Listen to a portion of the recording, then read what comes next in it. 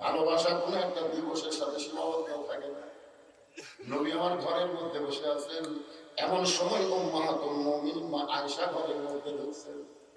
যে ঘরের মধ্যে ঢুকছে সঙ্গে সঙ্গে নবী আমার দাঁড়িয়ে গেলেন। নবী দাঁড়িয়ে উঠে দরজা বন্ধ করে দিলেন, জানলা বন্ধ করে দিলেন। মা আয়েশা থরথর করে কাঁপতেছে। আল্লাহ রাসূল বলেন, আয়েশা এইরকম করে কেন কম্পন করতেছে তোমার দেহ? আয়েশা বলে, ইয়া রাসূলুল্লাহ, আপনার জুতার পরশে আল্লাহর আরশ ভন্য হয়ে গেছে। সেই নবীর ঘরে ঢুকলাম, যদি কোনো বেয়াদবি হয়। রাসূল মুস্কি হাসিতে বলে, আয়েশা একজন নবীর জুতার পরশে আল্লাহর আরশ ধন্য হয়ে গেছে। একজন নবীর জুতার পরশে। আয়েশা বলে, হুজুর একজন নবী কেন বলতেছেন? আপনি তো সেই নবী। রাসূল বলে, আয়েশা রে, যতক্ষণ দরজা খোলা ছিল ততক্ষণ আমি সেই নবী ছিলাম। যে দরজা বন্ধ হয়েছে আয়েশা, আমি নবী নই রে, আমি হলাম স্বামী, আর তুমি আমার বিবি। আচ্ছা আয়েশা দৌড়ে এসে নবীর বুকে মাথা রেখে বলতেছে, আল্লাহ, এতদিন জানতাম আমার নবী বিশ্ব নবী, আজকে নিজের চোখে দেখলাম পৃথিবীর শ্রেষ্ঠ স্বামী। বলে তাহলে যে দিকে যাবেন আমাদের নবী বলবেন এই ক্লাস যে দিকে নানা হিসাবে করেন, বাবা হিসাবে, স্বামী হিসাবে, রাখাল হিসাবে, ব্যবসায়ী হিসাবে, প্রেসিডেন্ট হিসাবে, সেনাপতি হিসাবে, গরিব হিসাবে, না খাওয়া হিসাবে, মায়ের খাওয়া হিসাবে, মানে যে দিকে যাবে আমার নবীর উপরে কেউ। এই জন্যই নবী ধরা লাগবে, অন্য কাকু ধরা যাবে না।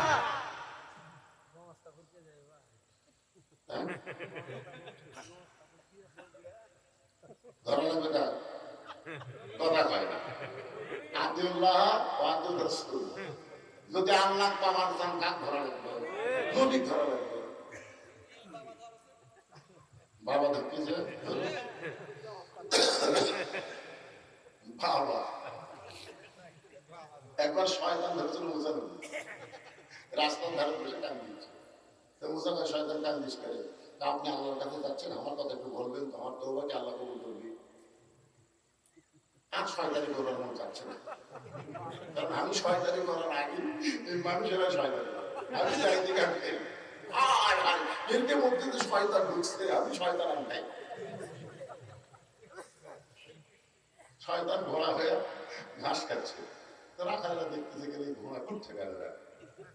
রাখাল যারা গরু করে সবাই ওরা দৌড়ে দেয়, ঘোড়া পেটে উঠছে।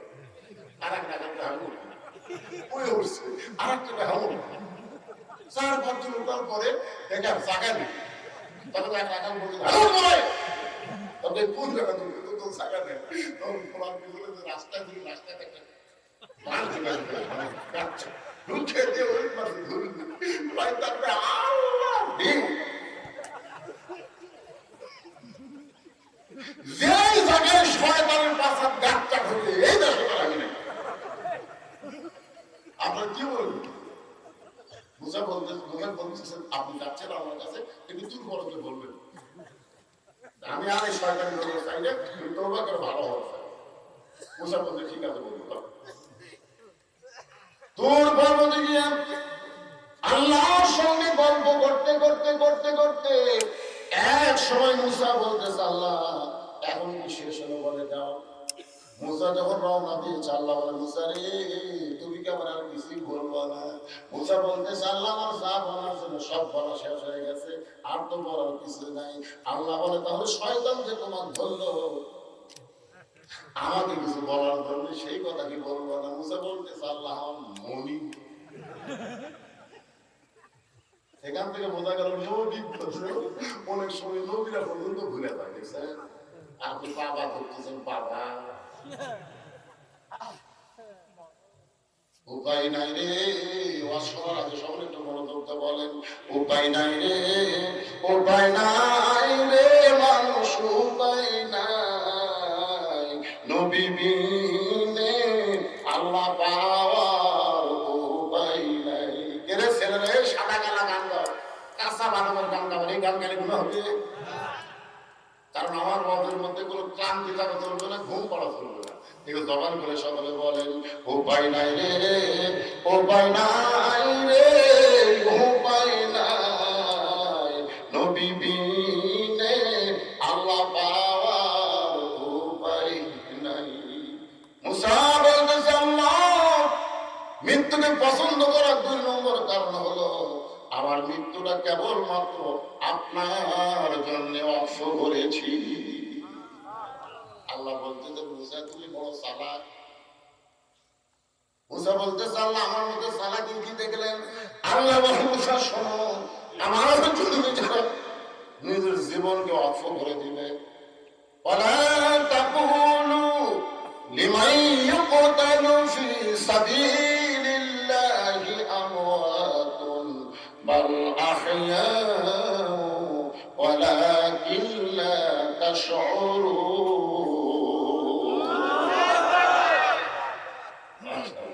আয়াতের অর্থ কি জানেন? আল্লাহর জন্য তারা নিজের জীবন দিবে। তার জন্য আল্লাহ বলেছেন তাদেরকে তোমরা মৃত্যু বলো না, তাদেরকে তোমরা মৃত্যু বলো না। আমি আল্লাহ বলতেছি বলে আহইয়া, তারা জীবিত। সুবহানাল্লাহ বলেন না? তাহলে আল্লাহ রাস্তায় যারা শহীদ হয় তারা যদি জীবিত হয় তাহলে আমাদের নবী মনে মরছে না। শহীদ বড় না নবী বড়? একটু মনোযোগ দিয়ে কথাগুলো শুনবেন। ফিতনা বর্তমানে বাংলাদেশে না, ফিতনা শুরু হয়েছে রাসূল বিদায়ের পরেই। আবু বকর বলে নবী বিদায় নিয়েছে, নবীকে দাফন করা লাগবে। ওমর ফারুক বলতে কেউ যদি বলে নবী মরছে তার দেহ থাকবে কিন্তু মাথা থাকবে না। আজকে নতুন ফিতনা, ফিতনা শুরু হয়েছে সাহাবীর সময়, নবী বিদায়ের পরে। নবী গেছে আর শুরু হচ্ছে। আবু বকর বলতেছে বিদায় নিয়েছে দাফন করা লাগবে। ওমর বলতে কেউ যদি বলে বিদায় নিয়েছে তার দেহ থাকবে মাথা থাকবে না। ওরে বাবা রে, ভালো ভালো নরম নরম সাহাবী। আবু বকর গিয়ে বলতেছে আপনি বা আমরা নবী বিদায় নিয়েছে, নবীকে দাফন করতে চাই। তরুণ যুবক সাহাবী ওমর ফারুকের দলে গিয়ে বলতেছে আপনিও যা আমরাও তাই, নবী কোনদিন বিদায় নিবার পারে? আমাদের পারে। ওমর ফারুক বলতেছে বিদায় নিবার পারে না। তার সাঙ্গ পাঙ্গ যারা তার সাথে তার বিদায় নিবার পারে না। আর আবু বকর বলে বিদায় দিছে দাফন হোক। 2 জনের থেকে 2 দল হয়ে গেছে। এমন সময় আবু বকর গিফারি বলতেছে গেলে কার দল যায়? ওমরের দল যায় না, আবু বকরের দল যায়।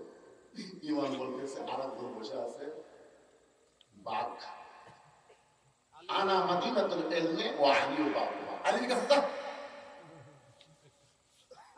আবু বকর গিফারির নেতৃত্বে হাজার হাজার সাহাবী হযরত আলীর দরবারে গিয়ে দেখে হযরত আলী তখন আল্লাহর কোরআন তেলাওয়াত করতেছে। ইন্নামাল মুমিনুনা আল্লাযীনা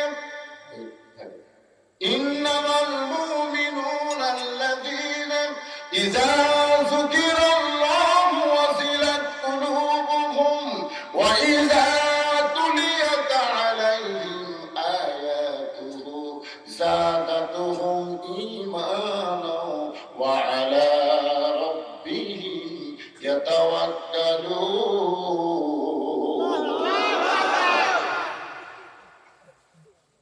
আবু বকর গিফারি ভিতরে ঢুকে দেখে হযরত আলী কোরআন তেলাওয়াত করতেছে। দরকার কি তেলাওয়াত? আবু বকর গিফারি বলতেছে আলী ভাই শুধু শুধু কোরআন তেলাওয়াত করে কোনো লাভ নেই। কারণ যেই নবীর উপর আল্লাহ কোরআন নাযিল করেছে সেই নবী নিয়ে ফিতনা শুরু হয়েছে। যার উপর আল্লাহ কোরআন নাযিল করলো সেই নবী নিয়ে ফিতনা শুরু হইল। একদল বলতেছে মারা গেছে দাফন হবে, আর একদল বলতেছে কেউ যদি মরে বলে মরছে তার দেহ থাকবে কিন্তু মাথা থাকবে না। আপনার কাছে চাইলাম ফিতনার রহস্য কি জানতে চাই। আলী বলতেছেন তাহলে চলো আমরা যাই। আবু বকর গিফারি বলে আপনার কাছে আমরা মীমাংসার জন্য আইলাম, আর আপনি কোথায় যাবেন? আবু বকরের দলে না ওমরের দলে? আলী বলতেছে, রে নবীর সাহাবীরা, যারা প্রকৃত মুসলমান হবে তারা কোনোদিন মানুষের দল করবে না। আবু বকরের দল করাও জায়েজ নাই, ওমরের দল করাও জায়েজ নাই। মুসলমানকে কেবলমাত্র আল্লাহর দল করতে হবে।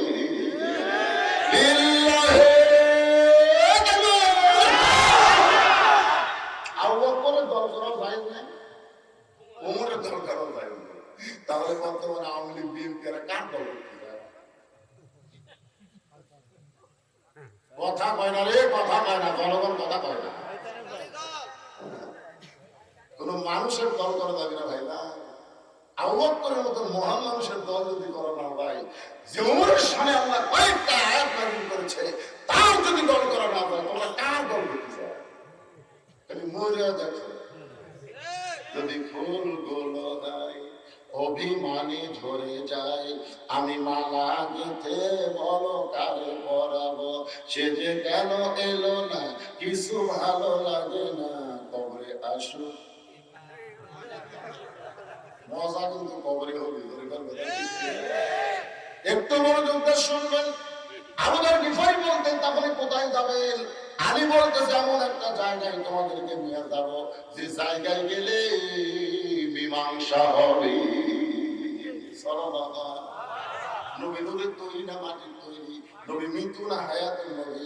এইটা মীমাংসার জন্য যাওয়ার দরকার আছে না নাই? যেই ঘরে আল্লাহর নবী বিদায় নিয়েছে, ওই ঘরের দরজায় দাঁড়ালেন হযরত আলী।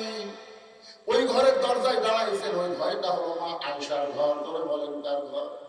আবু বকর দৌড়ে এসে আলীর ডান হাত ধরে বলতেছে, আলী, সবে সাদেকের সময় নবী বিদায় নিয়েছে, নবীকে দাফন করবার চাই, কিন্তু ওমর ফারুক এত গরম হয়েছে, আমি নরম মানুষ তো দাফন করার জন্য বের হওয়ার পারলাম না। আলী, তুমি যদি আবু বকরের দলে যোগ দাও, তাহলে আল্লাহর নবীকে দাফন করবো। কারণ তিনটা জিনিস দেরি করা যায় না, তার মধ্যে একটা হলো কেউ যখন মরে যাবে তাকে তাড়াতাড়ি দাফন করা লাগবে, ছেলে মেয়ে যখন যুবক যুবতী হবে তাড়াতাড়ি বিয়ে দেওয়া লাগবে, টাকা পয়সা হাতে আগে প্রথম ঋণ পরিশোধ করা লাগবে। এই তিনটা জিনিসে দেরি করা হয় না। এমন সময় হযরত ওমর এসে আলীর বাম হাত ধরে বলতে, জানি রে, আবু বকরের কথা বিশ্বাস করো না, নবী কোনদিন বিদায় নেওয়ার পরে না। আলী বলতেছে, আপনি হলেন 1 নম্বর, আপনি হলেন 2 নম্বর, আপনারা যদি দলাদলি করেন তাহলে সাধারণ মানুষ যাবে কোন জায়গায়? আবু বকর বলে, আলী কি বলবার চাও? আলী বললেন, এই ঘরের মধ্যে নবী আছে, সেই ঘরের মধ্যেই তো এখনো, তাহলে আমাদেরকে তদন্ত করা লাগবে, নবী বিদায় নিয়েছে না জীবিত আছে, এইটা তদন্ত ছাড়া কখনো বলা সম্ভব না। আবু বকর, আপনি কি তদন্ত করেছেন? ওমর, আপনি কি তদন্ত করেছেন? বলে, তো আমরা তদন্ত করি নাই। তাহলে শোনা কথার উপর এত চিল্লাচিল্লি করা যাবে না, আগে ঘরের মধ্যে ঢুকে দেখতে হবে নবী বিদায় নিছে না দুনিয়ায় আছে। এই কথা কইতে রে, কথা কইতে রে। ইজা আসাবাতুহুম মুসিবাতুন ক্বালু, সকলে বলেন ইন্না লিল্লাহি ওয়া ইন্না ইলাইহি রাজিউন। সবচেয়ে বড় বিপদ হলো মুসলমানের ফিতনা। ধরে ঠিক আগে আগে মসজিদে নামাজ হতো, এখন 2 মসজিদ আছে, একটা দোয়াল দিন, একটা দোয়াল দিন, একটা আমিন করে খায় আর একটা আজকে। আগে কিন্তু একটাই ছিল, দুটা আছে। কিছুদিন পরে একই হাট আছে, 2 হাট আছে, দোয়াল দিন আবার 1 হাট, দোয়াল দিনের হাট। হাই রে ভাই, একজনকে ধরে বলতেছে, তুই কোন দল? দোয়াল দিন না দোয়াল দিন? নামাজ পড় না, তুই ভালো আছিস, তুই কোন দল? আমাকে যা ফেতনা শুরু হয়েছে। সবচাইতে বড় বিপদ হলো মুসলমানের মধ্যে ফাটল ধরানো। কারণ মুসলমান যদি ফেতনাবাজ হয়ে যায়, গোটা পৃথিবী কাফেরদের দখলে থাকবে। ধরে করবে না? এই জন্য আল্লাহ বলেছেন, ওয়াতাসিমু বিহাবলিল্লাহি জামিআ ওয়ালা তাফাররাকু। মানুষ মরে গেলে ইন্না লিল্লাহ না, ফেতনা দেখলে ইন্না লিল্লাহ। যখন তোমাদের বিপদ আপদ মুসিবত, সবচাইতে বড় মুসিবত কি জানেন? আমার এলাকার এক মেয়ে মানুষ মেম্বার ডান্স, পুরুষ মানুষের কাছে যাচ্ছে, ভাই ভাই ও ভাই ভোটটা দিন ভাই, যত পুরুষ মানুষ সবগুলো ধরে বলতে ভাই ওর হাতগুলো ঠেকাই আমি অশান্তি দেখবো এরে ভাই তুই তোর বউ ফেলে দিছিস রে তোর বউ যে কাম করতেছে ওটা দিল সবথেকে বড় ফিতনা হলো মরদ মানুষের জন্য মেয়ে মেম্বার হওয়া বলে কথা সবথেকে বড়। আল্লাহ রাসূল বলেছেন মা তারাকতু বাদি আলা উম্মাতিন সাত্তাতু আদারানা রাসূল মিনান নিসা রাওয়াহুল বুখারী কিতাবুল ফিতান বুখারী শরীফ। রাসূল বলেছে আমার পরে আমার উম্মতের জন্য সবচেয়ে বড় বিপদ ফিতনা হবে পুরুষ মানুষের সঙ্গে নারী নেত্রী হওয়া। কয়দিন ইন্নালিল্লাহ বলছেন কয়দিন বলছেন পড়ে গেলে ইন্নালিল্লাহ একটু মনোযোগ দেন। আবু বকর বলে আলী তাহলে কি করা লাগবে? বলে তদন্ত করা লাগবে, তদন্ত ছাড়া কোনো কথা বলা যাবে না। ওমর ফারুক বলে এখন তাহলে তদন্ত কে করবে? আলী বলতেছেন ঘরের মালিক যিনি তদন্তের দায়িত্ব দিবেন তিনি। এই ঘরের মালিক হলো আয়েশা, তিনি যাকে তদন্ত করতে বলবেন তিনি তদন্ত করবেন। নবী আছে না বিদেশ? ওমর ফারুক বলতেছে আবু বকরের মেয়ে আয়েশা আমার কথা বলতে। আলী বলতেছেন এখনো তো বলেনি, আপনি আগে বলতেছেন। হযরত আলী বললেন মা মাগো নবী নিয়ে বাইরে ফিতনা শুরু হয়েছে। একদল বলতেছে নবী বিদায় দিচ্ছে, আর একদল বলতেছে নবী ঘুমের মধ্যে আছে। মা এখন কে তদন্ত করবে? তুমি যার নাম বলবা। আয়েশা বলতেছেন নবীর মাদ্রাসার 1 নম্বর ছাত্র যিনি তদন্তের দায়িত্ব পাবেন তিনি। 6 লক্ষ হাদিসের হাফেজ ইয়ে মনে করতেছে এমন কথা বলেছে কারণ আমি নেই। আল্লাহ নবীর মাদ্রাসার ছাত্র 1 নম্বর যিনি, এই যে মাদ্রাসা তৈরি করা হয়েছে মাদ্রাসা কিন্তু সর্বপ্রথম আল্লাহ নবী তৈরি করেছেন। এই জন্য মাদ্রাসাকে বলা হয় নবীর ঘর। বলে বলেন কার ঘর? রাসূল বলেছেন ইন্নী বুইস্তু মুআল্লিমান, আল্লাহ আমাকে শিক্ষক করে দুনিয়াতে প্রেরণ করেছেন। লিউতাম্মিমা মাকারিমাল আখলাক, আমার মাদ্রাসার যারা ছাত্র হবে তারা চরিত্রের সার্টিফিকেট গোল্ডেন A+ পাবে। বিশেষ হচ্ছে না আমার একটা আব্দুল্লাহ 7 বছর মাদ্রাসার ছাত্র এসব কাজ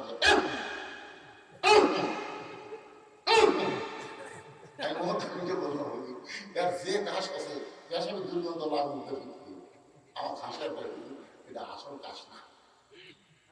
আমি বললাম তাহলে কি কাজ করে? এটা নিম্নাম কাজ, নিম্নাম পেশাব নিম্না লাগবে না।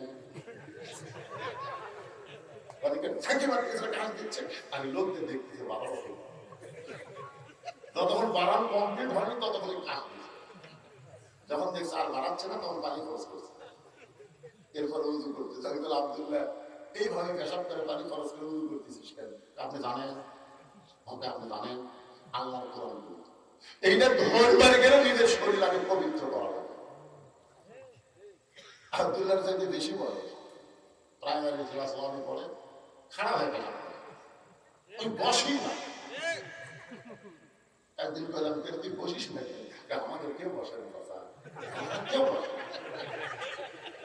আমি বললাম কেমনে পেশাব করা লাগে? তোদের সার করবো শিখে বসে করা লাগে বাংলা। তখন বলতেছে সাস্তাতে কি হয় প্রাইমারি পেশাব খানা যায় আমার সানি খাওয়া হয় খারাপ হয়ে পেশাব করে। এরকম আবার শিক্ষা নীতি পাল্টে এমন একটা শিক্ষা দিতে পারে মানুষ নাকি বাংলা থেকে তৈরি হয়। আগে যা বাংলামি ছিল আরো বাংলামি বাড়ি ভিতরে কাল কথা মায়েশা ঘরের ভিতর থেকে বললেন নবীর মাদ্রাসার 1 নম্বর ছাত্র যিনি তদন্তের দায়িত্ব পাবেন তিনি। সমস্ত সাহাবী এক বাক্যে বললেন 1 নম্বর হলেন হযরত আবু বকর। ও ফারুক বলতেছে 1 নম্বর তো আবু বকর দিবে। আবু বকর এখন দরজায় গিয়ে বলতেছেন আসসালামু আলাইকা ইয়া রাসূলুল্লাহ। সমস্ত সাহাবী বলতেছে 1 বছর ব্যবহার করে সালাম দিল আসসালামু আলাইকা ইয়া রাসূলুল্লাহ। বেলালের কথা মনে আছে? কয়টা প্রশ্ন করবি? আমি কিন্তু ওরা মনে করছি আমার মধ্যে যে একটা ওয়াজ আছে ভাই, নবী বলতে তোর ভাগ্য ভালো, নবী আছে আমার নাই। মনে আছে না ভুলে গেছে? মনে রাখ। মা মাগো দরজা খুলে দাও। মা আয়েশা দরজা খুলে দিলেন। আবু বকর মা আমাদের সমস্ত নবীর উম্মতের মা, উম্মাহাতুল মুমিনিন। সুবহানাল্লাহ বলেন না কেন? তাহলে আয়েশা আমাদের কে হয়? এ দরজান কে হয়? মা দরজা খুলে দাও। মা আয়েশা দরজা খুললেন। আবু বকর ঘরের মধ্যে ঢুকছে। সঙ্গে সঙ্গে আয়েশা বাবার হাত ধরে বলতেছে, বাবা নবী তদন্ত করার আগে আমার 3টা প্রশ্নের উত্তর দিবেন। আবু বকর বলে, কি প্রশ্ন? 1 নম্বর প্রশ্ন হলো, আল্লাহর কোরআন কি কোনদিন দাফন করতে পারবেন? আপনি যে বললেন নবী বিদায় নিয়েছে, নবীকে দাফন করব, আমার 1 নম্বর প্রশ্ন হলো, আল্লাহর কোরআনকে কি কোনদিন দাফন করতে পারবেন? আবু বকর বলল, আয়েশা কোরআন কোনদিন দাফন করা যাবে না। আয়েশা বললেন, বাবা কোরআনও যেমন আল্লাহর নবী হলো তেমন, যদি কোরআন দাফন করা না যায়, নবীও কোনদিন দাফন করা যাবে না। বাবা আমার 2 নম্বর প্রশ্ন হলো, 6 বছরের ছোট্ট একটা বাচ্চাকে আপনি কার সঙ্গে বিয়ে দিয়েছেন? নবীর সঙ্গে দিয়েছেন না মানুষের সঙ্গে দিয়েছেন? বাবা সত্যি করে বলতে হবে, আমার যখন 6 বছর বয়স তখন এই নবীর সঙ্গে আমাকে বিয়ে দিয়েছেন না মানুষের সঙ্গে দিয়েছেন?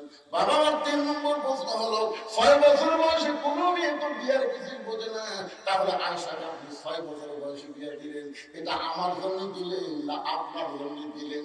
এই 3টা প্রশ্নের উত্তর দেওয়ার পরে আপনি নবী তদন্ত করতে পারবেন। তার আগে ঘরের মধ্যে ঢুকছেন ঠিকই, কিন্তু নবী তদন্ত করতে পারবেন না। আবু বকর কান্দে, আয়েশা লক্ষাধিক সাহাবী এই বাইরে দাঁড়িয়ে আছে, আমাদের তদন্তের জন্য তুমি ভিতরে যাই, কেমন বিপদে আমাদের ফেলো না। আয়েশা বলতেছে, বাবা যদি আমার উত্তর না দিয়ে তদন্ত করতে পারেন, কিন্তু উত্তর দিয়ে যদি তদন্ত করতে চাইতেন তাহলে আপনি আরো ভালো বুঝবার পারতেন। ধরে কারণ সুবহানাল্লাহ। 1 নম্বর প্রশ্ন কি কোরআন দাফন করা যাবে? অনেক লোকেরা আয়েশাকে প্রশ্ন করছে, বেশ করে মেয়েরা। একদিন আয়েশার কাছে এসে বলতেছে, মা নবী সম্পর্কে আমরা একটু জানবার চাই। আয়েশা বলতেছে, নবী সম্পর্কে জানবা না আমার স্বামী সম্পর্কে জানবা? মেয়েরা বলতেছে, আবার কেমন কথা? আল্লাহ নবীও তিনি আপনার স্বামীও তিনি। আয়েশা বললেন, না আমি 6 বছর বয়সে নবীর সঙ্গে বিয়ে হয়েছি, 9 বছর বয়সে নবীর ঘরে আইছি, 18 বছর বয়সে নবীর বিদায় দিয়েছি, সর্বসাকুল্যে 9 বছর আমি নবীর কাছে ছিলাম। এই 9 বছরে আমি 3 বার মাত্র নবীকে দেখছি, আর সবসময় স্বামী হিসাবে দেখছি। তোমরা কোনটা শুনবা? 3 বার যে নবী দেখলাম সেটা শুনবা, না 9 বছর স্বামী দেখলাম সেটা শুনবা? মেয়েরা বলতেছে, মা আমরা তো নবী সম্পর্কে শুনবার চাই। আয়েশা বললেন, আমি দেখছি মাত্র কয়বার? 3 বার নবী হিসাবে দেখেছি, আর 9 বছর স্বামী হিসাবে দেখেছি। তোমরা যদি নবী হিসাবে শুনবার চাও একটু মনোযোগ দিয়ে শুনবেন। আয়েশাকে তোয়াক্কা না করে আবু বকর নবীর তদন্তের জন্য নবীর কাছে গেলেন। নবীর কাছে যখন যাওয়ার জন্য পা বাড়াইছেন, এমন সময় জান্নাতের করুণ কাহিনী, করুণ একটা কান্না আবু বকরের কানের মধ্যে ঢুকতেছে। আবু বকর, আয়েশা আমি নবীর তদন্তের জন্য পা বাড়ালাম, কিন্তু এমন কান্না কোথা থেকে আসতেছে? আয়েশা বলতেছে, বাবা আপনি জানেন না, আল্লাহর নবীর মেয়ে হওয়ার পরে নবী তাকে মা হিসাবে সম্মান করেছে, সেই ফাতেমা নবীর কাছে কাঁদতেছে।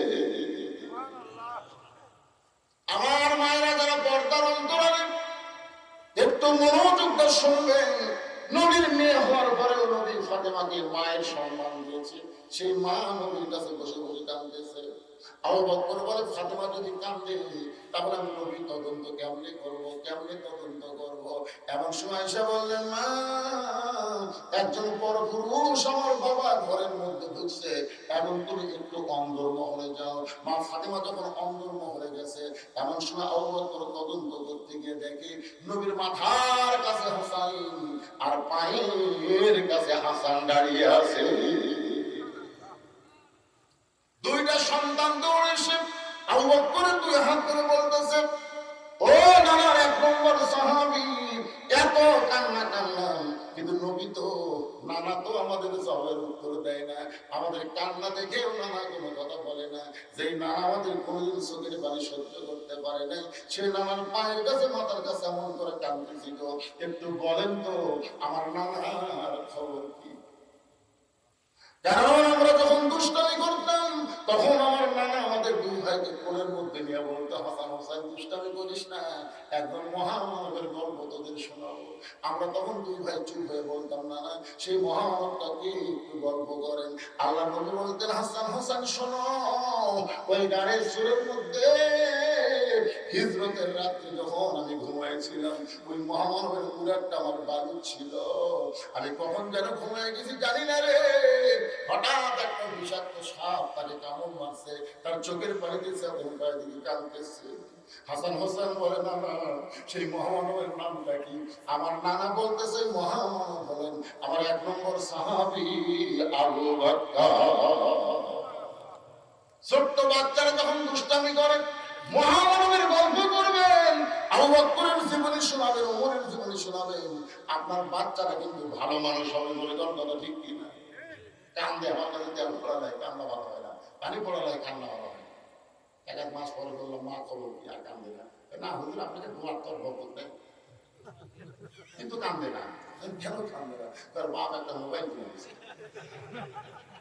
যখনই কান্দে তখন চালু করে তুমি আছো। তাহলে ছোট্ট বয়সের বাচ্চাদেরকে যদি মোবাইলের গেম খেলা দেখান, তুই কি মানবি? ভবিষ্যতে কি বলা হবে? এটাই তো ইন্দালিল্লাহ, এটাই হলো জীবনের সবচেয়ে বড়। বুঝতে পারতেছেন না? আজকে স্বয়ং জিবরাইল দিকে সিয়ারে বসতে বাস করে, আর এই যুবকদের জন্য যদি বাস করে, তারপরে যুবকরা ভালো হবে না। কারণ এমন একটা মোবাইল প্রত্যেকটা যুবকের হাতে আছে না, আমাদের ওয়াজের খাওয়া আছে। ৬,০০০ টাকার কম্বল কিনে দিচ্ছে, শীতের থেকে ছেলে বাঁচানো যাবে বলে তোমার দেখুন করে মাওতায় থাকো ১২ কেজি ওজন, চোখ মুখ ঢাকা ঘুম পারে, নিঃশ্বাস একটা মুরগি। আমি তো আগে চিন্তা করিনি এই বদল বসা এর গলা পর্যন্ত কম্বল থাকবি, চোখ মুখ ঠেকছে। বিড়াল যখন ইন্দুর করে মামা চুপি চুপি যায় কম্বল টান দিয়ে দেখি, ওই বাবা মরেনি রে, চোখে মুখে কম্বলটা ভিতরে এসে মাছে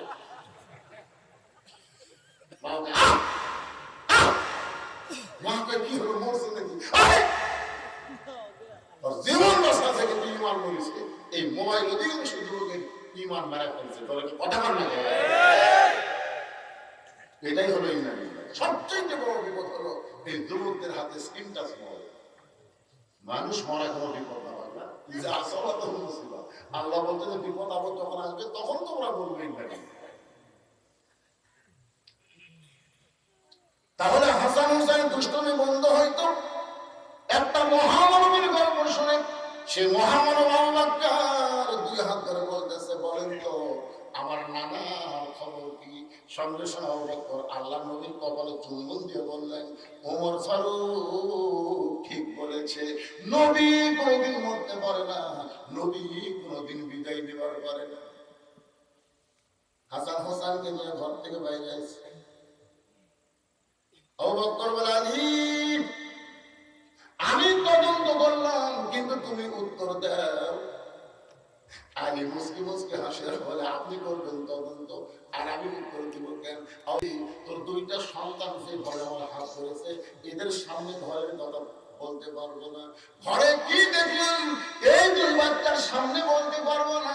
আবু বকর সাহাবীদের সামনে বললেন, রে সাহাবীরা, আমার নবী যে বিদায় নিয়েছে এই কথা তোমরা সবাই জানতে পারে, কিন্তু হাসান হোসেনকে যেন তোমরা জানাও না, কারণ এরা দুই ভাই যদি জানতে পারে তার নবীর রওজার পাশে যদি দুই ভাই একসঙ্গে ডাক দেয়, না না না না বলে আমি আবু বকর বলতেছি নবীর ঘুম ভাঙ্গা যাবে, নবী বড় কষ্ট পাবে। এই জন্য বলেন, আলী তুমি তদন্তের রিপোর্ট দাও। হাসান হোসেনকে নিয়ে যখন আবু বকর সরে গেলেন, এমন সময় সমস্ত সাহাবী বললেন, আলী আপনাকে যখন তদন্তের রিপোর্ট দিবার বললো, এখন আপনি নবী সম্পর্কে বলেন। কারণ রাসূল বলেছেন, আনা মাদিনাতুল ইলমি ওয়া আলিউ বাবুহা, আমি হচ্ছে ইলমের শহর, আমি হচ্ছে তার দরওয়াজা। আলী চোখের পানি নিয়ে বলতেছে, হাসান হোসেনের নানা মারা গেছে, ফাতেমার বাবা মারা গেছে, আমার শ্বশুর মারা গেছে, কিন্তু নবী কোনদিন মৃত্যুবরণ করবে না। নামাজ থাকবে যতদিন, নবী থাকবে ততদিন, আযান থাকবে যতদিন, নবী থাকবে ততদিন, কলেমা থাকবে যতদিন, নবীও থাকবে ততদিন। আজকে কোন হিন্দু যদি মুসলমান হওয়ার চায়, যদি বলে লা ইলাহা ইল্লাল্লাহ, মুসলমান হয়ে গেলাম, কারণ আল্লাহ হচ্ছেন হাইয়ুল, আল্লাহ হলো জীবিত, নবী মারা গেছে, মুহাম্মদ রাসূলুল্লাহ বলবো না, আপনারা বলেন তো তার ঈমানকে আল্লাহ কবুল করবে? কারণ লা ইলাহা ইল্লাল্লাহর প্রতি যেমন বিশ্বাস স্থাপন করবা, মুহাম্মদ রাসূলুল্লাহকে তেমন গ্রহণ করা লাগবে। আমাদের ফিতনাবাদের কোনো সময় নাই, আমরা মিলে মিশে আল্লাহর নবীকে ইত্তেবা করতে চাই। মুসা বলতেছে, আল্লাহ মৃত্যুকে পছন্দ করার 2 নম্বর কারণ মনে আছে না ভুলে গেছেন? এই মৃত্যুকে পছন্দ করার 2 নম্বর কারণ কি ভুলে গেছেন? আল্লাহ বললেন, মুসা তুমি বড় চালাক, এই জায়গা থেকে আমি একটু সাইড বসি, লাইন কিন্তু ঠিক আছে। বেলাল বলতেছে, রাসূলুল্লাহ আপনি কবরে গেলে মুমকিন নাকি কয় বছর করবেন? 2টা করবেন, মান রব্বুকা ওমা দীনুকা, আমার নাবিটা করবে না, কারণ আপনি তো নবী। আল্লাহ রাসূল তখন একটা কথা বলছে, যে কথাটা একটু ভালো করে বলছে, যে মানুষ মরে কবরে গেলে মুমকিন নাকি তাকে বছর করবে, কিন্তু যদি কবরই না হয় তাহলে বছর হবে। আর বেশি রাসূল বলেন না, এখন আপনারা বুঝে নেন, আপনারা এখন বুঝে নেন। হ্যাঁ, এরপরে আর বেশি বলা যাবে না, এখন আপনারা বলছেন আসুন। ওয়ালা তাকুলু লিমান ইউকতালু ফি সাবিলিল্লাহি আমওয়াতুন বাল আহইয়াউ ওয়ালাকিন লা তাশউরুন। এর বাংলা অর্থ হলো, আল্লাহ রাস্তায় যারা জীবন দিবে, আল্লাহ রাস্তায় যারা জীবন দিবে, আল্লাহ বলেছেন তাদেরকে তোমরা মৃত্যু বলো না, বরং আমি আল্লাহ বলতেছি তারা জীবিত। আমি আপনাদের কাছে বোঝানোর জন্য বলতেছি, হোসেন নবী আল্লাহকে যখন হত্যা করে, ইয়াজিদের লোকেরা তার দেহ থাকলো কারবালার প্রান্তরে, আর মাথা নিয়ে গেল দামেস্কে। যখন দেহ কোথায়? কারবালা মানে কি? কারবালা, কারবালা শব্দের অর্থ হলো কারিবুল বালাহ। কারিবুল বালাহ মানে বিপদ অতি নিকটে। পরে হয়ে গেছে কারবালা, দেহ পড়ে আছে কারবালায়, মাথা নিয়ে গেছে দামেস্কে। এরকম একটা গামলার মধ্যে মাথা নিয়ে এজিদের সামনে জমা দিল। এজিদের হাতে তখন একটা লাঠি ছিল, ওই লাঠিটা হাসান রাদিয়াল্লাহু আনহু মুখের মধ্যে ঢুকাই, এরকম মুখের মধ্যে ঢুকাই বলল, যেদিন যেদিন এত সুন্দর প্রস্তাব দিলাম, তুমি ইমামতি করবা আর আমি রাষ্ট্রপতি হব, আর তুমি তোমার নানার ইসলামকে গায়েব করার জন্য, বিজয়ী করার জন্য আমার বিরুদ্ধে লাগবে, এখন তুমি শেষ, আমি জীবিত। হাসানকে বলবে তুমি শেষ, আমি জীবিত। খুব খেয়াল করে শুনবে, মৃত্যুকে পছন্দ করার 2 নম্বর কারণ, তুমি শেষ, আমি জীবিত। হাজার হাজার মুসলমান এজিদের সামনে সামনে ছিল, সবাই মাথা নিচু করে আছে। একজন কথা বলতেছে না, কথা বললি কি হলি? আজকে আমাদের বাংলাদেশে সবাইকে কথা বলবে না। আজকে আমাদের বাংলাদেশের মানুষ কথা বলতেছে না। কি বেড়া গল্প করবে, এই কত বড় ব্যাপার কথা বলবে, অত্যন্ত গুরুত্বপূর্ণ আলোচনা হচ্ছে। এটা থাকার জায়গা না। 5 তলায় উঠে 1.5 লাখ টাকার খাটে 12,000 টাকার কম্বল গাছ দেখায় আমার নামায় গিয়ে, আমার বাড়ি আমার ঘরে আমার নামায় 9টা 6 কথা বলে কম্বল ছোট মুখে ঘুমাই ফেরেশতাকে আল্লাহ দেখো কি করে ঘুমাইল, আল্লাহ তাই দেরি করে। 3টার সময় একটা ভূমিকম্প দিছে, ওই এখন খরচে নামছে কম্বলের মধ্যে ঘুমের ঠেলে তার লঙ্গি খুলে আছে, ওটা আমার পড়ার টাইম হয়। ফেরেশতাকে আল্লাহ 9টা শুরু করলো আমার নামায় কি, 3টার সময় কি ন্যাংটা করে নামাইলো। আজকে যারা এরকম অহংকার করতে আমার নামায় কি, আল্লাহ ভাই দুনিয়ার বেশি পারবে না, বাংলাদেশের পারবে না, আমাকে নামানো নামানো হবে ন্যাংটা করে ধরে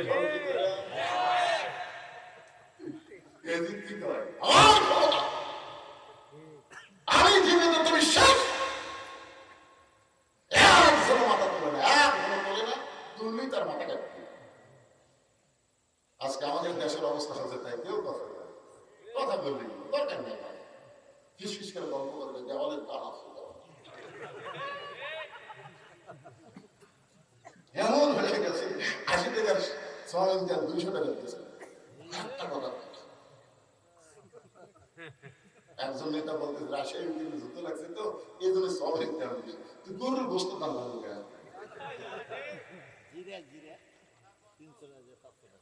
শোনেন, আসলে আমরা কথা বলতেছি না, বলুন ঠিক। আসলে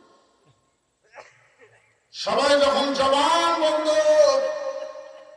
এমন সময় 80 বছরের একজন বুড়ো সাহাবী লাঠিতে ভরতে ভরতে দাঁড়ায় গেলেন। নবীর সুন্নাত হলো লাঠি রাখা, লাঠি ধরে ভরতে খাড়া হলো। লাঠি যে কি জিনিস আমি বুঝেছি। ড্রাইভারটা হুজুর নামেন, বাসার যান, আমি গাড়ি ঢেলে দিয়ে রাখতেছি। আমার নেওয়া দিয়েছে ভাই, কেমন গেট খুলে বাসার দিকে পা দিয়েছি, 4-5টা কুত্তে সব ধরছে। আমি যেদিন থেকে কালো কুত্তা কাউকে, সেদিন থেকে কুত্তে আমার লোকা ধরলো, মানে যুদ্ধ আমার শুরু। ইন্না আমি একই দূরে কায়দা কিন্তু কায়দা, তারপরে দোয়া ইউজ করতেছি, আয়তাল কুতু করতেছি, না কুত্তা বলে না। তখন আমার ইমাম বলতে, হুজুর তোর মুখত খালি দোয়া আছে, হাতে লাঠি নেই। দোয়ার সাথে যদি লাঠি থাকতো, একটা বাড়ি মারলে কুত্তে কোন জায়গায় দোষ মারতো। আমি সেদিন থেকে বুঝেছি, কারণ দোয়া দিয়ে কুত্তা খেতাম পাবে না, কুত্তা খেলাবার গেলে লাঠি লাগবে।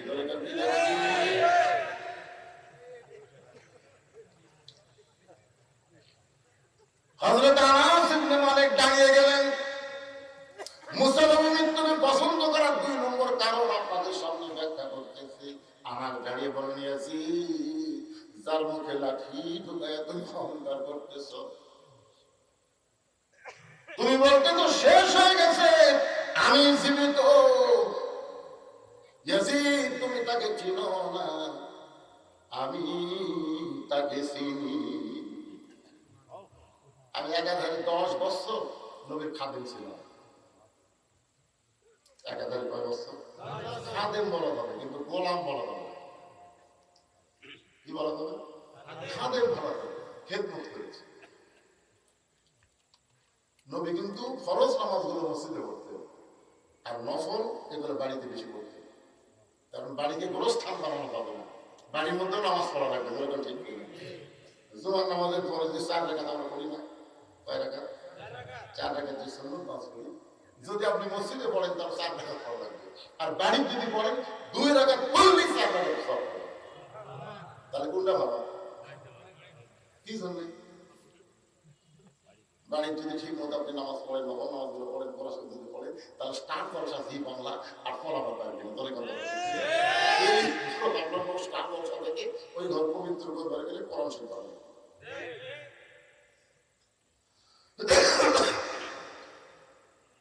আজ বলতে আমি দাঁড়াই আছি, নবী আছে নামাজের সেজদায়, যার মুখে তুমি লাঠি ঢুকায় তিরস্কার করতেছো, ওই হোসাইন তখন ছোট্ট ছিল।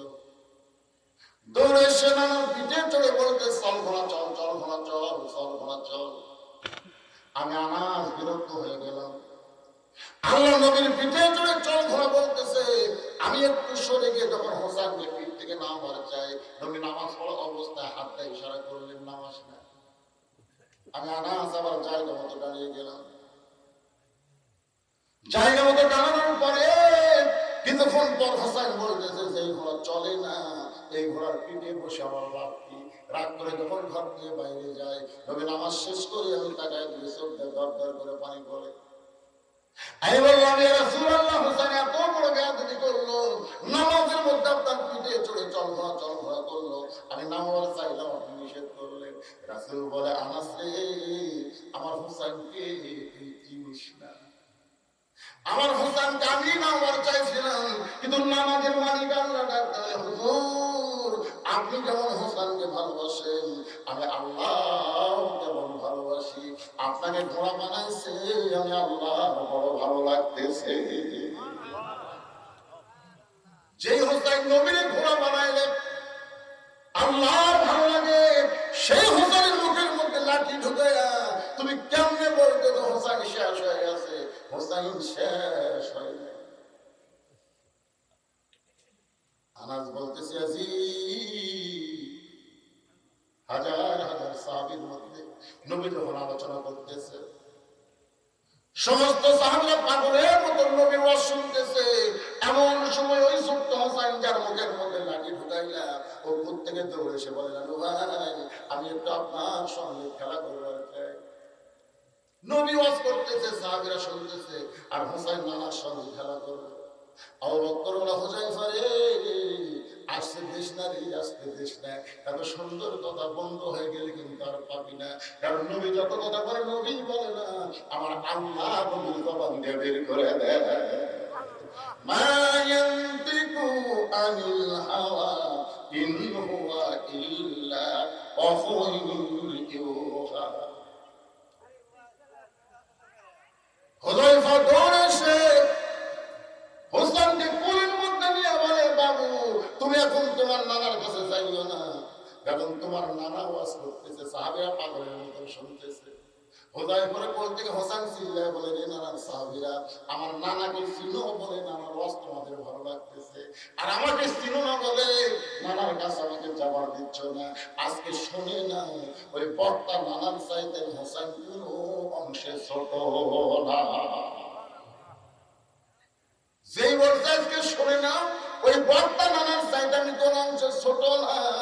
সঙ্গে সঙ্গে হযরত আলী দৌড়ে এসে হুযায়ফার কোল থেকে কাইলা নিয়া হোসেন মুখে এত দূর একটা ঠাসি মারছে। এই ছোট মধ্যে বড় কথা কেমনে বলিস, কার সঙ্গে নিজের তুলনা করিস, এ বলে এত জোরে একটা ঠাসি মারছে। ঠাসির কারণে, কারণ আলী নিজের জীবনের চাইতে নবীকে বেশি ভালোবাসে। সুবহানাল্লাহ বলেন না, তাহলে হোসেন বেশি ভালোবাসেন আল্লাহ নবী। তো নবীর সাথে বেয়াদবি মারছে, ঠাসি কি আর নেই, নিজের দাঁত দেয়া উপরে লবটা উঠে গেছে। মুখ থেকে যেই মাত্র হাত টান দিল, হোসেন হযরত আলীর কাছ থেকে বলতেছে, রে নানার সাহাবীরা, একজন সাহাবীর কাছ থেকে আমি বলেছি নানার চাইতে কোন অংশে ছোট না। এখন শোনো, ওই নানার চাইতে হোসেন অনেক বড়।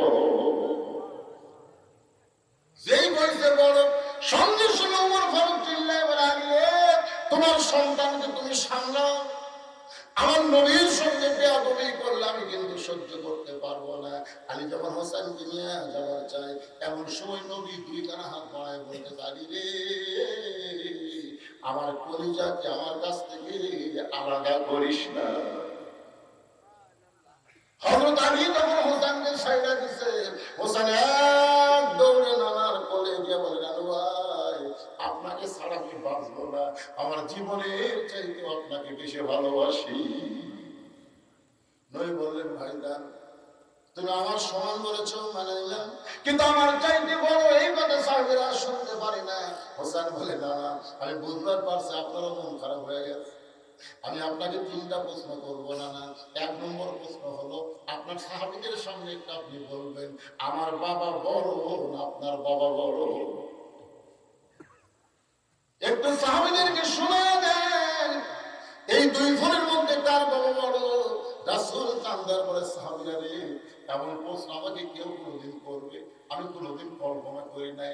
আজকে যখন হোসেন জানবার চাইতে হবে শোনো আমার বাবা আব্দুল্লাহর চাইতে হোসেনের বাবা আলী আল্লাহর কাছে কোটি কোটি গুণ বড়। হোসেন বলে না আপনার মা আমার মা এই দুই জনের মধ্যে কার মা বড়? একটু চিন্তা ভাবনা করে বলেন না। আপনার সাহাবীদের কিন্তু বলতে হবে। রাসূল কান্দের বলে আমার মা আমিনার চাইতে হোসেন মা ফাতেমা আল্লাহর কাছে কোটি কোটি গুণ বড়। হোসেন বলে না আমার তিন নম্বর প্রশ্ন হলো আপনার নানা আর আমার নানা এই দুই নানার মধ্যে কোন নানা বড়? ওমর ফারুক দৌড়ে এসে হোসেনকে বুকের মধ্যে নিয়ে চুমা দেয় বলে হোসাইন আমি মূর্খ মানুষ বাবা আমি বুঝতে পারি নাই, কিন্তু তোমার বাবা এত বড় জ্ঞানী হয়ে তোমার মুখে ঠাসি কেমন দেন? হোসাইন রে তোমার নানার নানা ওয়াহাব তুহরিকে দুনিয়ার কেউ চিনে না, আর হোসেনের নানাকে স্বয়ং আল্লাহ কোরআনে করেছেন ঘোষণা ওয়া ইন্নাকা লাআলা খুলুকিন আযীম। হোসেন বলে না এখন বলেন তো বাপের দিক দিয়ে যদি আমি বড় হই, মায়ের দিক দিয়ে যদি আমি বড় হই, নানার দিক দিয়ে যদি আমি বড় হই, আপনি কোন দিক দিয়ে আমার কাছে বড় হলেন? সঙ্গে সঙ্গে নবী হোসেনকে এবার হাত দিয়ে তুলে বলতে সাহাবীরা এই হোসেন অনেক বড়। আনাস কান্দের বলে রে যে হোসেন আল্লাহ নবী বড় বানায় দিয়েছে সেই হোসেন কোনদিন শেষ হবে না, বরং তুমি একদিন শেষ হয়ে যাবা। 5 বছর পরে ইয়াজিদ যখন দুনিয়া থেকে বিদায় নিল গোটা পৃথিবী তন্ন তন্ন করা খোঁজেন ইয়াজিদ নামের কোন মানুষকে আপনারা পাবেন না। পাবেন? আপনাদের নিয়ম করে ইয়াজিদ নামের কয়েকজন আছে, আর প্রত্যেক পাড়ায় পাড়ায় হোসেন আছে না? এখানে আছে না? নাই। এখান থেকে কি প্রমাণ হলো? ক্ষমতার শেয়ার পায় ভালো মানুষকে তারা হত্যা করবে, ওই ভালো মানুষ কোনদিন হত্যা শেষ হবে না, বরং তারা কিয়ামত পর্যন্ত অমর থাকবে। আর যারা হত্যা করবে ইয়াজিদ মার্কা এরা শেষ। এদের নাম বলতে খুঁজে পাবেন না। আমার এলাকার আকাশ চন্দ্র হিন্দু মানুষ, তার বেটা ছিল আমার কাছে নিয়েছে, মা একটু দোয়া করে। তাহলে 1 নম্বর দোয়া হলো তোর বেটার নাম দিয়ে মিথ্য। আমার কোনো বেকারে দেখে অভিশাপ পেয়েছি আমি হিন্দু হবার পারি তাই বলে মিথ্য। হিন্দুরা পর্যন্ত তোর বেটার নাম দিয়ে দিচ্ছ। তাহলে কি বুঝলেন? আপনারা কি বুঝলেন? আল্লাহ বলে জীবন দেওয়া মানে কি বুঝলেন তো? হোসেন কার জন্য জীবন দিছে? কার জন্য?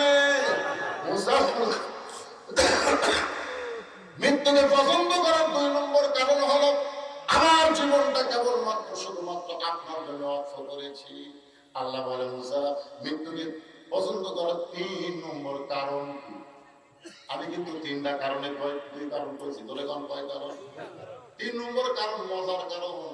আপনারা কারা কারা শুনবেন আল্লাহকে একটু হাত দেখান, হাত দেখান ভাই, হাত দেখান লাগবে। দুই হাত তুলেন কারা কারা শুনবেন না তারা হাত তুলেন।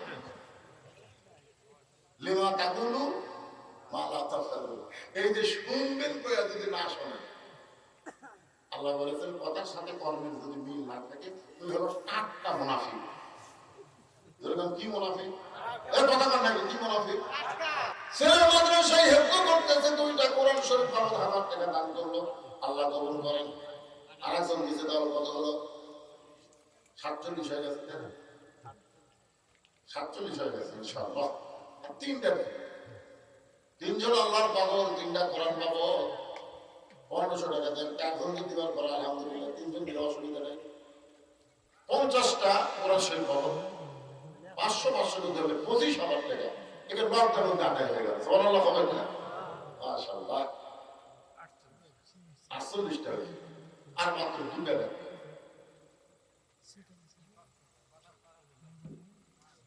তাই তো মুখ পুরে কি বিপদে পড়ছি ভাই, দোয়া করেন তো আগামীকাল থেকে বলাটা যেন স্থায়ী হয়ে যাবে। এই খুশখুশি কাজ খুব কষ্ট হচ্ছে। মুসা বলতে আল্লাহ মৃত্যুকে পছন্দ করার 3 নম্বর কারণ, এই 3 নম্বর কারণ বলার আগে আমি একটা গান গাবো। এই গান গাইলে কোনো পাপ হবে না, শুনলেও হবে না, আপনার বিল বিল করে যদি আমার সাথে বলেন তাও পাপ হবে না। গানটা হলো, চলতে পথে 2 দিন থামিলাম, যাবার কালে এক সোনারও দেখা না পাই না। কেন গুণা হবে? এটা কি সত্যি কথা না মিথ্যা কথা? মানে তুমি রুহের জগৎ থেকে আসতেছি যাচ্ছি, তোর কথা ঠিক করে এটা কিন্তু সোনা পথ, তোর কি পথ? চলতে পথে 2 দিন থামিলাম, যাবার কালে এক সোনারও দেখা না পাই না। ও আমার সাদের মালা যাই রে ছিলে, রইব না আর বেশি দিন তোদের বাজারে। বাল তুসিরুনাল হায়াতাদ দুনিয়া ওয়াল আখিরাতু খায়রুন ওয়া আবকা। মুসা বলতেছে আল্লাহ মৃত্যুকে পছন্দ করার 3 নম্বর কারণ হলো এই ক্ষণস্থায়ী জীবনের মৃত্যুর মাধ্যমে সঙ্গ ত্যাগ করে চিরস্থায়ী জীবনে আমি চলে যাব। দুনিয়া কি ক্ষণস্থায়ী? দরকার দুনিয়া কি থাকতে পারবে? আর আখিরাত কি? আপনাদের কাছে কোনটা পাবে? ক্ষণস্থায়ী না চিরস্থায়ী? তাহলে চিরস্থায়ী জগতে যাইতে গেলে মৃত্যুর মাধ্যমেই যাইতে হবে। 1 নম্বর কারণ হলো না মরলে জান্নাতে যাওয়া যাবে না। 2 নম্বর কারণ হলো মরবো কার জন্য। 3 নম্বর কারণ হলো মরা মাত্রই ক্ষণস্থায়ী জীবনের সমাপ্তি হবে, চিরস্থায়ী একটা সুন্দর জীবন আল্লাহ আমাদের উপহার দিয়ে দিবে। এখন ক্ষণস্থায়ীর মধ্যে থাকতে ভালো লাগতেছে না। ইয়া আইয়ুহাল ইনসান, আল্লাহ বলেছেন হে মানুষ, মা গররাকা বিরাব্বিকাল কারীম, কিসের মায়া, কিসের ধোঁকায় পড়ে আমার মতন আল্লাহকে তোমরা ভুলে গেলে। যে আল্লাহ তোমাদের জন্য সালামুন আলাইকুম দিবতুম ফাদখুলুহা খালিদিন, আত্মা জান্নাতের দরজা খুলে রাখছি, কারণ আসবার ঢুকবা বলে গেল সুবহানাল্লাহ। অথচ দুনিয়ার ভয় পড়ে আমার মতন সম্মানিত আল্লাহকে তোমরা ভুলে গেলে। খুব চালাকি করতে হবে আমাদের। চালাকটা কি জানেন? বাহারুল পাগল করে বাহারুলের দরবারে খুব ঘোরাঘুরি করতো। উজিনাদির মন্ত্রীরা বিরক্ত হয়ে বললো যাবো না, এই পাগলা কখনো হাসে কখনো কাঁদে, এক বার করে দেবো। তলিবা হারুন চিন্তা করে দেবেন পাগল কিন্তু জোর করা হবে না। পাগলকে কাছে ডেকে বললেন বাহারুল ভাই আমার একটা কাজ করে দেয়। বাহারুল ভাই পাগল মানুষ কি খাও? বলে কামনা হলো আমার একটা লাঠি আছে, এই লাঠিটা আপনার সাথে বোকা মানুষ যদি পাবেন তাহলে লাঠিটা দিয়ে দিবে। বাহারুল পাগল লাঠি হাঁটে না, মুসকি মুসকে হাসতেছে, মুসকি মুসকে হাসতেছে। হাসতে হাসতে বের হয়ে গেল। খলিফা হারুন বললেন এই পাগল আর আসবে না, ওর সাথে বোকা মানুষও পাবে না, লাঠি দেওয়ার কামও শেষ হবে। আসলেই তাই, কয়েক বছর আসেন। খলিফা হারুন তখন দুর্বল হয়ে বিছানা পড়ে গেছে, এমন সময় পাগলা লাঠি নিয়ে গেল। খলিফা হারুন কি রে, এতদিন পর্যন্ত তোমার সাথে বোকা মানুষ পাওনি, লাঠি এখনো তোমার হাতে গেল। বারুল পাগল বলে যাবে না, আজকে মনে হয় পাবো, আজকে আমি একটু লিখে আসতে। বারুল পাগল বলে মনে করেন আপনি এই যে দেশে আছেন, এই দেশে নাম হলো বাগদাদ, এখান থেকে যদি মক্কা 10 দিনের সফরে যান আরবে, তাহলে আপনি কেমনি যাবেন? খলিফা হারুন বললেন বাগদাদ হলো আমার চীনা, মক্কা হলো আমার অচেনা। চীনা শহর থেকে অচেনা শহরে গেলে আমি মাল সামানা জোগাড় করে রওনা দেব। বারুল পাগল বলেন দুনিয়ার একটা শহর থেকে আর একটা শহরে 10 দিনের সফরে যদি মাল সামানা জোগাড় করে রওনা দেন, এখনই যদি আপনার মৃত্যু হয়, আখিরাতের বিশাল একটা জগতের সফর আপনার শুরু হবে। সেই সফরের জন্য কতটুকু মাল সামানা জোগাড় করেছে। খলিফা হারুন কান্দে বলে বাহারুল রে, এতদিন তোমাকে পাগল মনে করতাম, কিন্তু তুমি তো পাগল না। এখনই মৃত্যুর মাধ্যমে আখিরাতের জগৎ আমার শুরু হবে, আমি তেমন কিছু জোগাড় করতে পারি নাই। বাহারুল পাগল বলে তাহলে আপনার লাঠি আপনি নেন। কারণ এই দুনিয়াতে আসার পরে মৃত্যু সামনে আছে, এটা জানার পরেও কবরের পাথেও আখিরাতের পাথেও যারা জোগাড় করে না, তারা হলো সবচাইতে বড় বোকা। এখান থেকে বাড়ি যাওয়ার কোনো গ্যারান্টি কিন্তু কবরে যাওয়ার, তাহলে আমরা কোনটা গুরুত্ব দিচ্ছি? বাড়ি যাওয়ার চিন্তা করতেছি। আমি বলছিলাম যে কারা কারা শরীরের হাত তুলে, সবাই তুলছে, তারপরে কিছু লোক বাড়ি চলে গেল। চাবি তোমার হাতের কাছে যেতে বলা যায়। শোনেন ভাই, সতর্ক হতে হবে আমাদের। আমরা মুসলমানের ঘরে জন্ম নিয়েছি, সবচেয়ে বড় বিপদ হলো আমাদের অধিকাংশ মুসলমান বেঈমান হয়ে উঠতেছে। এটাই ইমাম গাজ্জালী বলেছেন, মানুষ মরার পরে তোমরা লাশ দেখো, লাশ দেখো, দেখার মধ্যে তোমাদের শিক্ষা আছে। কালো মানুষটা মরে ফর্সা হয়ে গেছে, চেহারা সুন্দর লাগতেছে, বুঝবা সেই মানুষ কথা বলছে। ফর্সা মানুষটা মরার পরে কালো হয়ে গেছে, বুঝবা বেঈমান হয়ে বসছে। অধিকাংশ মানুষ মুসলমানের মধ্যে আমরা বেঈমান হয়ে বলতেছি। একটাই কারণ, আমরা বাতিলের সাথে আপোষ করতেছি। জমির ধান দেখবার যায়, দেখো জমির পানি সর্ব করতেছে, নিচে অর্ধেক পানি নেই, চারিদিকে তাকাচ্ছে, কেউ নেই। আস্তে করে বসে আল দেখা দিলে ওই পানিতে হাত ধরে আবার উঠে তার দিকে তাকায়, আলহামদুলিল্লাহ কেউ দেখেনি। অথচ আসলে নামাজ পড়ে, অথচ বলে কেউ দেখেনি। এইরকম লোক নামাজে হবে কিন্তু এরা বেঈমান হবে, ধরে গর্ব করে। এই জন্য সতর্ক হতে হবে ভাই। যে কোনো সময় আমাদের মৃত্যু হবে, যে কোনো সময় মৃত্যু হবে। মৃত্যু ইন্না লিল্লাহ না, বরং বেঈমান হয়ে বেঁচে থাকাই ইন্না লিল্লাহ। আল্লাহ পাক আমাদের সকলকে ইমানে আমলে কবুল করুক। সকলে বলে আল্লাহুম্মা আমিন। আস্তাগফিরুল্লাহ রাব্বি মিন কুল্লি যামবি ওয়া আতুবু ইলাইহি।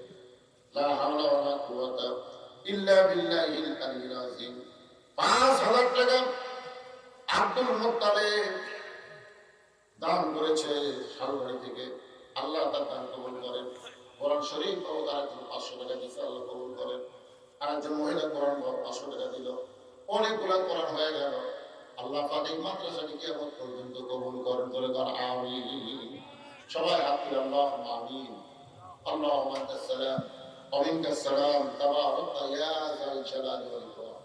আয় আল্লাহ, কঠিন শীতের ভিতরে তোমার পাগল বান্দা বান্দিরা আরামের বাড়ি ঘুমকে বাদ দিয়া কোরআন হাদিসের মহব্বত কলিজার মধ্যে নিয়ে ইন্না লিল্লাহর উপরে দীর্ঘ সময় আলোচনা শুনেছে। আল্লাহ মেহেরবানি করে আজকের মাহফিল আমাদের সকলের হিদায়াতের জন্য, নাজাতের জন্য, জান্নাতের জন্য আল্লাহ তুমি কবুল করো।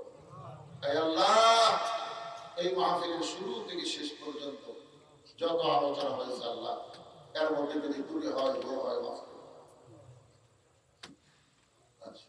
আল্লাহ মেহেরবানি করে ভুল ত্রুটি মাফ করে দিও আল্লাহ। আল্লাহ যেটুকু সওয়াব তুমি কবুল করেছো আল্লাহ, সর্বপ্রথম রাসূলের রওজা মুবারকে কবুল করে নাও আল্লাহ। তামাম আম্বিয়ায়ে কেরাম, আসহাবে কেরাম, তাবিঈনে কেরাম, তাবিঈনে কেরাম, তামাম পৃথিবীর মাটির নিচে যত মুমিন মুমিনা আছে আল্লাহ, সকলের আরওয়াহ ফরিহাদিয়া কবুল করো। মাবুদ, আমরা যারা হাত তুলেছি আল্লাহ, আমাদের জনম দুঃখী মা চলে গেছে আল্লাহ, মেহেরবানি করে মায়ের কবরকে জান্নাতের টুকরা বানিয়ে দাও। বাবার বাড়ি ঘর সবে আছে, আমি সহ আমরা যারা বাবা হারাতুম হয়ে গেছি আল্লাহ, মেহেরবানি করে বাবার কবর জান্নাতের টুকরা বানিয়ে দাও। আমাদের দাদা দাদি, নানা নানা, আত্মীয় স্বজন, শ্বশুর শাশুড়ি যাদের কবরে গেছে, কবরবাসীদের মাফ করে দাও আল্লাহ। তোমার নবীর মাদ্রাসায় কোরআন বাবুরা 500 করে টাকা দিল, তাদের আপনজন কবরে গেছে, কবরকে জান্নাতের টুকরা বানাও, কবরকে রহমতের চাদর দিয়ে আবৃত করে দাও আল্লাহ। আজকের মাহফিলের সম্মানিত সভাপতি সাহেব অসুস্থ মানুষ, অপারেশন করেছে, আমাদের কাছে দোয়া চাই, আমরা তার জন্য প্রাণ করে দোয়া করব আল্লাহ, তাকে পুরাপুরি সুস্থতা দান করে দাও আল্লাহ। মসজিদ বানাই দিবে, একজন আল্লাহর বান্দা 10 কাঠা জমি, আর 1 বিঘা জমি দিয়েছে আল্লাহ। তোমার নবীর এই মাদ্রাসায় তাদের সবাইকে ওয়াক্ফ আল্লাহ সঙ্গে জান্নাতে কবুল করে নাও।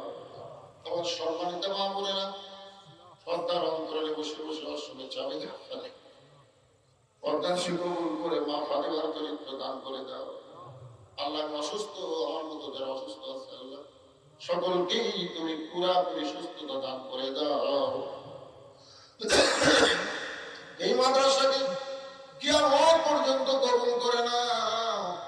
এই মাদ্রাসায় সর্বাত্মক সহযোগিতা যারা করে একান্তি মাদ্রাসা তাদের সকলকে জান্নাতি মানুষ কবুল করে না আল্লাহ। এই মাদ্রাসার বর্তমান ম্যানেজিং কমিটির সভাপতি, সহসভাপতি, সেক্রেটারি